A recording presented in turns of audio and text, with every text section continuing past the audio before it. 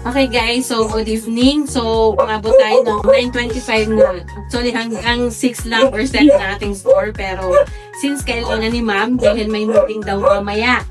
Opo. Tapos na madali okay, ma'am. So, ma'am Amy, maraming salamat sa pag-aral po ng aming unit. Hopefully, na-satisfied kayo. Ay, sobra po. Opo. So, as an owner, may obligation ako kung ano yung kailangan nating mga kliyente kailangan nating ibigay.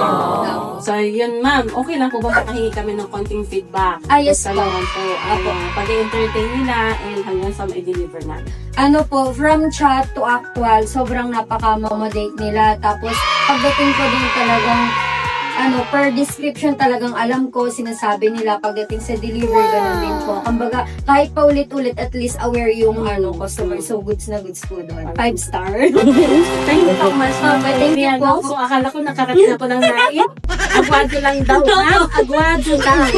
Yung pala, parang nasa dulo na ako ng nain. Pero, kahit gano'n, ma'am, so maraming salamat po sa feedback.